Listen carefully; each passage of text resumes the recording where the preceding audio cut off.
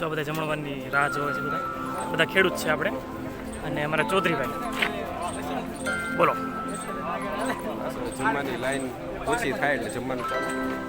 મને એમ નથી લાગતું કે જમવાની લાઈન ઓછી થાય, કેમ કે આપણા ગોવિંદભાઈ પોગી ગયા છે પહેલી લાઈનમાં, અને વચમાં મેં કીધું છે પાટીઓ, અને આ વધતા છે. જોકે આપણો ઓલ સ્ટાફ જ છે આઈઆરટી તાલુકા પંચાયત ખેડૂત કાર્યક્રમ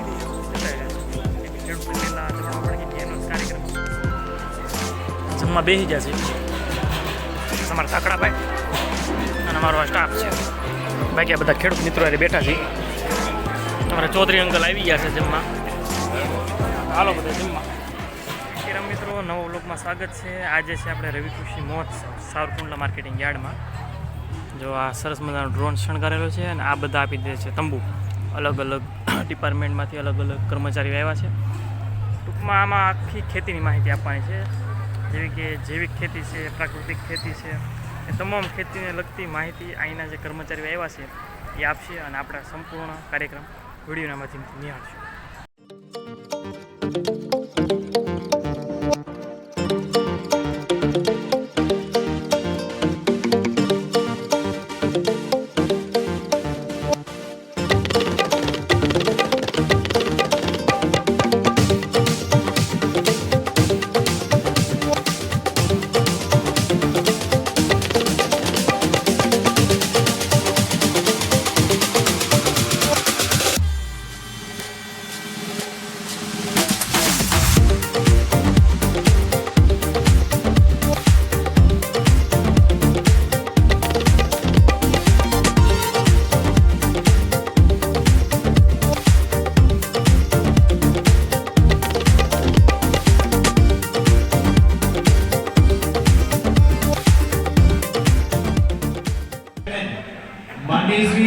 દીપકભાઈ મારાણી સાહેબ પણ આપણી વચ્ચે ઉપસ્થિત છે. તાળીઓના ગુંજારોથી મારાણી સાહેબનું પણ આપણે સ્વાગત કરી રહ્યા છીએ. દીપ પ્રાગટ્ય થઈ રહ્યું છે. શુભમ કરોતુ કલ્યાણમ આરોગ્યમ ધન સંપદામ શત્રુ બુદ્ધિ વિનાશાય દીપ જ્યોતિર નમોસ્તુતે. દીપ જ્યોતિ પરમ સદસ્યશ્રીઓ, તમામ માર્કેટિંગ યાર્ડના સમગ્ર શાખા લાઈન ડિપાર્ટમેન્ટમાંથી ઉપસ્થિત સાહેબનું સ્વાગત.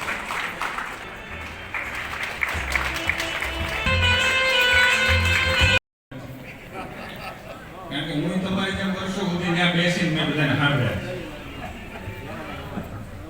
તાલુકા કક્ષાનો રવિ કૃષિ મહોત્સવ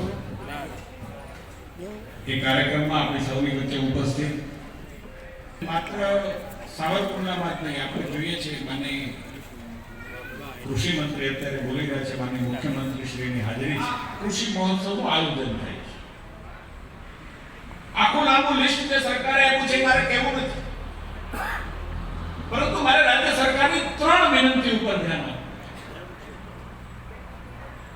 પહેલી કે દરેક ખેડૂતની સમસ્યા છે કે પાણીની સમસ્યા અહીંયા બેઠેલા દરેક ખેડૂતની છે. હું પણ ઈચ્છું છું, સરકાર પણ ઈચ્છે છે કે ખેડૂત વર્ષની અંદર 3 વખત પાક લઈ શકવું. આપણો જે જિલ્લો છે, આપણી જે ધરતી છે, એને કોઈ બનાવી નથી, એને ઉપરવાળાએ બનાવી છે, કુદરતે બનાવી. અને એને કારણે આપણા વિસ્તારની અંદર પાણીની અછતને કારણે એ વસ્તુ આપણે જોઈએ છીએ, સ્થિતિનો આપણે સામનો કરી છે. નો ડાઉટ ત્યાં સુખી પણ થયા છે, પરંતુ હું જાણું છું કે આ સાવરકુંડલાની અંદર જ્યાં એક પાક આપણે નહોતા લઈ શકતા, ખારાપાટ સિવાયના વિસ્તારમાં આજે ઈઝીલી આપણે સરળતાપૂર્વક 2 પાક આપણે લઈ શકીએ છીએ. ઉતરતા પાણીના તળે મારી તમારી ચિંતાનો વિષય છે. સૌની યોજનાના નીર કેટલીક જગ્યાએ પહોંચી શક્યા છે, કેટલીક જગ્યાએ પહોંચાડવાની અમારી પ્રયાસ પણ છે, કેટલીક જગ્યાએ પહોંચવાના નથી. એ વાત પણ સાચી છે, દરેક જગ્યાએ પાણી ન પહોંચે. અને એટલા માટે સાવરકુંડલા વિધાનસભાના લોકો માટેનો અગત્યનો છે કે એક પાણીનું ટીપું એ આપણે કેવી રીતે બચાવી શકીએ. 80 થી 95 ના 15 વર્ષની અંદર મેં જોયું છે કે પીવાના પાણીના ફાફા તાલુકાની અંદર હતા. આજે આ તાલુકાની અંદર કોઈ પણ ગામનું 117 વિધાનસભા વિસ્તારના ગામડા હોય કે પીવાના પાણીની મુશ્કેલી નથી. રાજ્ય સરકારની કરવડતા અને રાજ્ય સરકારે કરેલા કામ એ મારી તમારી નજરની સામે છે. અમરકંટકમાંથી નીકળેલી નર્મદા કે મધ્ય ગુજરાતમાંથી નીકળેલી મહીનું પાણી આપણે પીએ છીએ. આ રાજ્ય સરકારની સફળ આયોજનનો સૌથી મોટો આધાર છે. વધાવીએ સામાપાદર કાછડ ગામ રૂપિયા 25,000ની સહાય સહાયના જે ખેતી કરી રહ્યા છે જેમાં રાસાયણિક ખાતર, જંતુનાશક દવાઓ, ફૂગનાશક દવાઓનો ખૂબ જ ઉપયોગ. આજથી આપણે વાત કરીએ તો 50 વર્ષ પહેલા આપણા બાપ દાદા જે ખેતી કરતા સાહેબે પ્રાકૃતિક કૃષિની માહિતી આપી. પણ હું તો એવું માનું છું કે જો આપણે ગાય રાખીએ તો જ પ્રાકૃતિક ખેતી થઈ શકશે. તાલુકા કક્ષાના દ્રવિડ કૃષિ મહોત્સવ 2024 અંતર્ગત જે સફળ બનાવવા માટે ઉપસ્થિત રહેલ માનનીય અધ્યક્ષ શ્રી માન્ય એમએલએ સાહેબ મહેશભાઈ કસવાળા સાહેબ તેમજ તાલુકા પંચાયતના પ્રમુખ શ્રી કાછડિયા સાહેબ તેમજ માર્કેટિંગ યાર્ડના ચેરમેન શ્રી ડાયરેક્ટર સાહેબ શ્રી દીપકભાઈ તેમજ નગરપાલિકાના પ્રમુખ શ્રી તેમજ શહેર ભાજપ પ્રમુખ શ્રી અને અન્ય તમામ મહાનુભાવો જે ઉપસ્થિત રહેલ છે એમનો ખૂબ ખૂબ આભાર માનું છું. તેમજ માનનીય મામલતદાર સાહેબ શ્રી તેમજ અહીંયા જે બંદોબસ્ત ગોઠવાયેલ છે તે પોલીસ કર્મચારીશ્રીઓ, ખેડૂતો, તમામ સ્ટોર ધારકો અને તમામ કર્મચારીઓ, તમામ અધિકારીશ્રીઓનો ખૂબ ખૂબ આભાર માનું છું. અંતે આવું સુંદર મજા ઉપસ્થિત રહેવા માટે માર્કેટિંગ યાર્ડના ચેરમેન શ્રી તિલકભાઈ માલાણીનો પણ ખૂબ ખૂબ આભાર માનું છું. અને જેટલા પણ અહીંયા હાજર રહેલા છે તમામનો હું આભાર માની આ કાર્યક્રમને પૂર્ણ જાહેર કરું છું. જય હિન્દ. ખૂબ ખૂબ આભાર આદરણીય શ્રી તાલુકા પંચાયત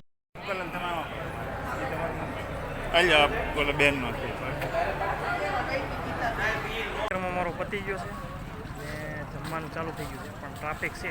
આપણે અડધી કલાક પછી જઈશું. મારા મંત્રીગણને બધા ઊભા છે અને અહીંથી જે ખેડૂત મિત્રો છે અને કર્મચારીઓ છે એ જમવા માટે આ જગ્યાએ જાય છે. અમારે પણ ત્યાં જ જવાનું છે. તમે બોલો. ભાવ મળતા નથી પૂરા. જો પણ ઠલવાય છે કપાસ, ઠલવાય છે અમને ઠલવાઈ જાય ખેડૂત ઠલવાય છે. સાચી વાત છે.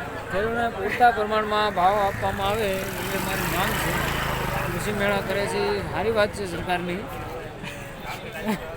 તમે એવો મતલબ કરો કે હવે આ કાર્યક્રમ અંતર્ગત હવે મારા ઓફિસ સ્ટાફ જમવાની લાઈનમાં અત્યારે ઊભા છે.